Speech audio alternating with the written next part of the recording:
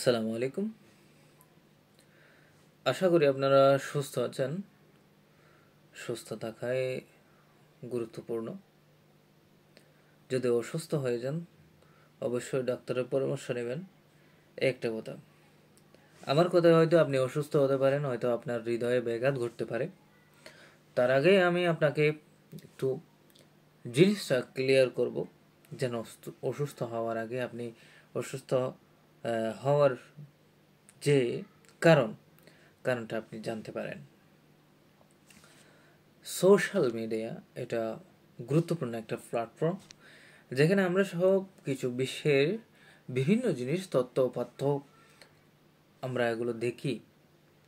হ্যাঁ, তো আমি যে জিনিসটা খুব সুন্দরভাবে চেষ্টা করি জানার জন্য এবং বোঝার জন্য, আমরা সকলে আসলে এই যে সোশ্যাল মিডিয়াটা খুব সুন্দরভাবে ব্যবহার করি, আমরা যেন কিছু শিখতে পারি, কিছু দিতে পারি। ধর্ম বলুন, কর্ম বলুন, সব কিছু দ্বারা যেন আমরা উপকৃত হতে পারি, সেটা আমরা কোথা থেকে নিই? সোশ্যাল মিডিয়া থেকে নিই, বিভিন্ন জায়গা থেকে নিই, কিতাবাদি থেকে নিই, বইপত্র থেকে নিই, পত্রিকা থেকে নিই। এখন আমি যে বিষয়টা নিয়ে আজকে আপনার সাথে আলোচনা করব, মানুষের মধ্যে মানুষ দুই প্রকার আছে। মুসলমানদের মধ্যে মানুষ দুই প্রকার আছে। মানুষের মধ্যে থেকে মানুষ অনেক আলাদা আলাদা আলাদা থাকতে পারে, বেটে খাটো, লম্বা, কালো, সাদা। আর মুসলমানদের মধ্যে বিশেষ করে দুই প্রকার খুঁজে পাচ্ছি, একটা হচ্ছে মুমিন আর একটা হচ্ছে মুনাফিক। এই দুটো জিনিস নিয়ে আসলে অনেক রিসার্চ। তিন ধরনের মানুষ আছে, একটা হচ্ছে মুসলিম, আর একটা হচ্ছে নন মুসলিম, আর একটা হচ্ছে মুনাফিক, অর্থাৎ নিফাক, নাপাক। তিন ধরনের মানুষকে শ্রেণীবিন্যাস করেছে হাদিসে বলুন, বিভিন্ন ক্ষেত্রে, বিভিন্ন কিতাবাদিতে। এটার পিছনে কারণ আছে। এক প্রকার মানুষ হচ্ছে মুমিন, যারা আল্লাহকে বিশ্বাস করে, আকীদা মেনে চলে, আল্লাহকে বিশ্বাস করে, আল্লাহ রসুলকে বিশ্বাস করে, কিতাবকে বিশ্বাস করে, ফেরেশতাদেরকে বিশ্বাস করে, জীবন মৃত্যুকে বিশ্বাস করে, মৃত্যুর পর পুনরুত্থান হবে সেটাকে বিশ্বাস করে, এবং কিয়ামতের মাঠে তাদের বিচার আচার হবে সকলের, এটাও কিন্তু মানে তারা মুমিন, এবং প্রচুরভাবে এগুলো মেনে চলে। আর একটা হচ্ছে, সেটা হচ্ছে নন মুসলিম, অর্থাৎ বেঈমান, যাদের কোনো ঈমান নেই, আল্লাহর প্রতি আস্থা নেই। তারা হচ্ছে আপনার বিভিন্ন ধর্মাবলম্বী বলা যায়। মুস্তাফার দিন থেকে, আল্লাহ নবীর দিন থেকে খারিজ, ইসলাম গ্রহণ করেনি এমন মানুষদেরকে বেঈমান বলা হয়। এমন মানুষদেরকে হিন্দু, বৌদ্ধ, খ্রিস্টান কিংবা ভিন্ন ভিন্ন ধর্মাবলম্বীর নামে আখ্যায়িত করা হয়। থার্ড নাম্বার যে গ্রুপ, এটা কিন্তু খুব মোস্ট ইম্পর্টেন্ট, এবং এইটা ধোঁকাবাজি একটা গ্রুপ। সেই গ্রুপটার নাম হচ্ছে মুনাফিক, নিফাক অর্থাৎ নাপাক। মুনাফিক, মুমিন আর নন মুসলিম, তিনটা বিষয়, তিন ধরনের মানুষ পৃথিবীর মধ্যে বিরাজমান। এখন সম্মানিত দর্শক বৃন্দ, আমি যে বিষয়টা খেয়াল করব সেটা হচ্ছে নেফাকের দিকে। কারণ মুমিনদের পরিচয় হচ্ছে, মুমিনরা আল্লাহওয়ালা, আবেদ, সালেহ, মুত্তাকি, মুমিন। নন মুনাফিক মুনাফিকরা কখনো এই ধারে কাছে নেই। কিন্তু লেটস সি দ্য পয়েন্ট। আপনি পয়েন্টটা একটু খেয়াল করুন। মুনাফিকরা কিন্তু বরাবর চরিত্র গঠনে একটা লিবাস নেই, অর্থাৎ পোশাক নেই, যারা মাথায় টুপি, দাড়ি, জুব্বা, সালোয়ার, পাজামা কিংবা পাগড়ি ধারণ করে ইসলাম বলুন সমস্ত ধর্মের মধ্যে এই মুনাফিকটা থাকে। প্রতারক, দুষ্কৃতিকারী গ্রুপটার মধ্যে ঢুকবে। ইসলামের মধ্যে যেভাবে আছে, প্রত্যেক ধর্মের মধ্যে সেভাবে আছে, ঢুকবে না ইদার না উদার, আপনার তত্ত্বকে ক্যাচ করবে, ছড়িয়ে দিবে এবং বারবার গোলাবে। আব্দুল্লাহ ইবনে উবাই সুলুল নামের একজন মুনাফিক ছিল, মুনাফিকদের সর্দার ছিল। ওই মুনাফিক আল্লাহর নবী রসুল দুজাহা কামলিওয়ালা নবীর পেছনে নামাজ পড়তেন। পেছনে নামাজ পড়েও সে কাফেরদের সাথে আতাত করেছেন, সম্পর্ক রেখেছেন দুই দিকে, যাদেরকে রাজাকার বলা হয়। আর নট, আমি এই জিনিসটা আমি এখানে আনতে চাই না, আমার দেশের আনতে চাই না, তবে আপনারা উদাহরণটা নেবেন।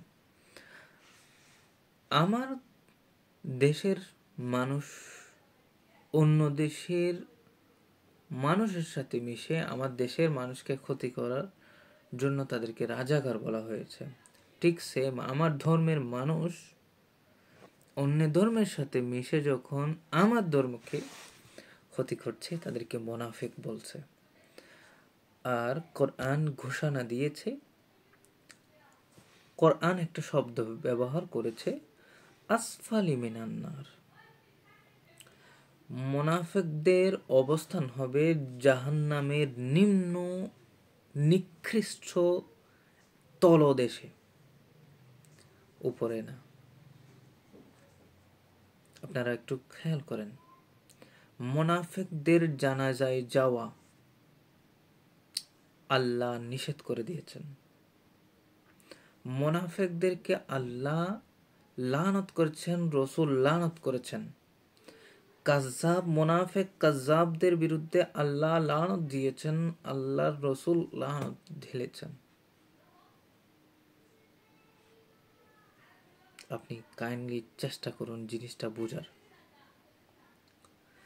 তাহলে আপনি যে জিনিসটা এখন আপনি খেয়াল করছেন যে মুসলমান কেন জাহান্নামে যাবে, মুসলমানের মধ্যে গ্রুপ আছে, ওয়াহাবি, কওমি, জামাতি, লামাজহাবি, শিয়া, খারিজি, মুতাজিলা, জাবরিয়া, কদরিয়া, এগুলো গ্রুপের নাম।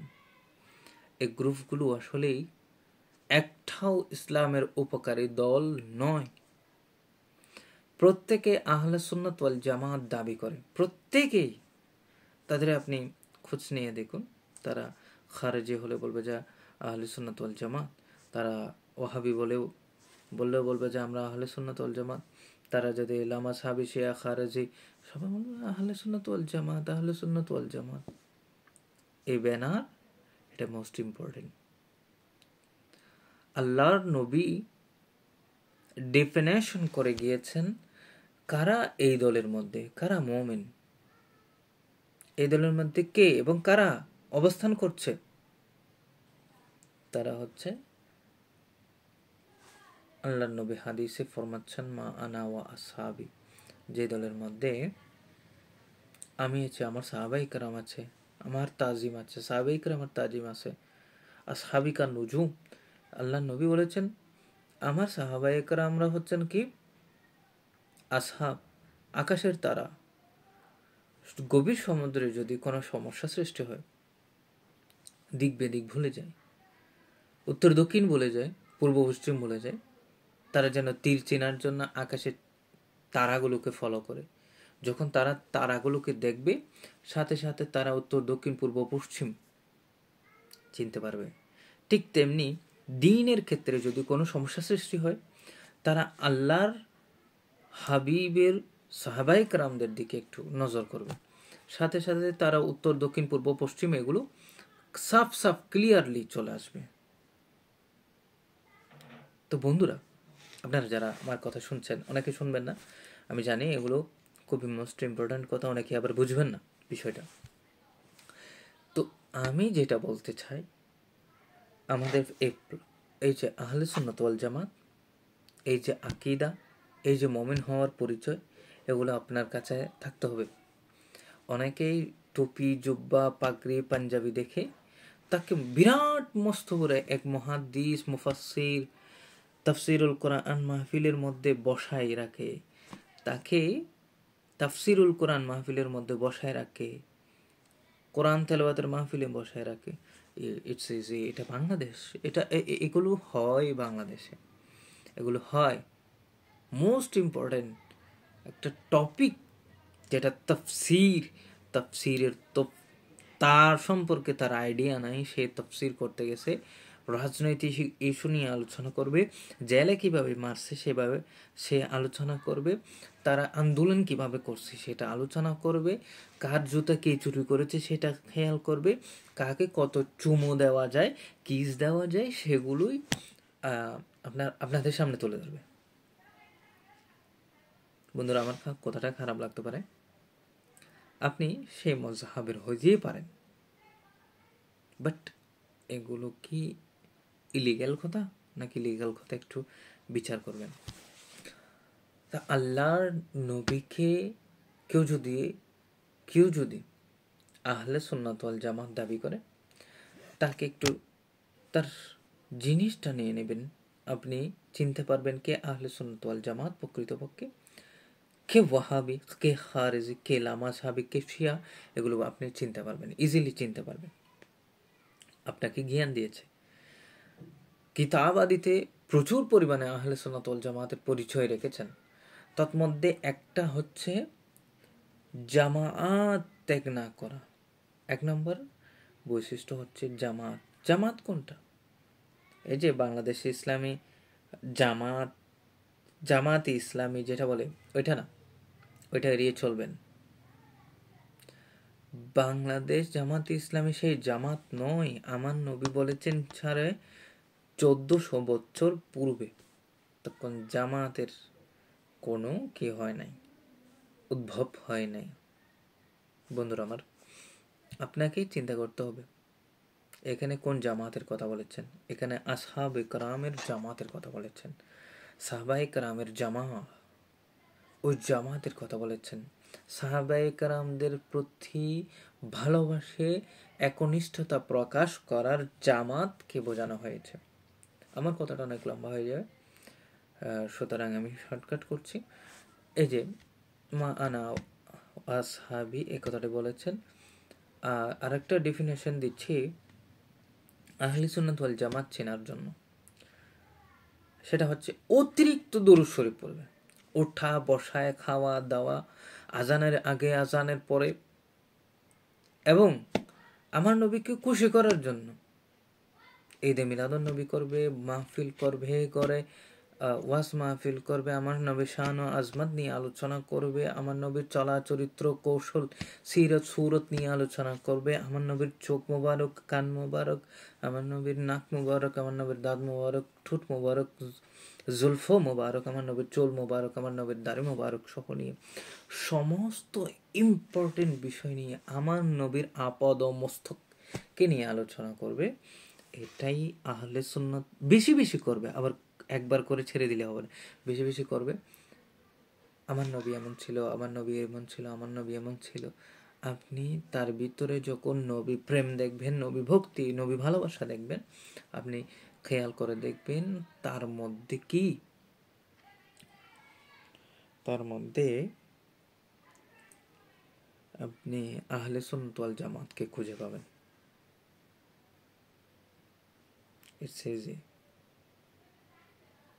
সকলকে ধন্যবাদ। আবার একটি লাইভে আসতে পারি ইনশাল্লাহ। আসসালামু আলাইকুম।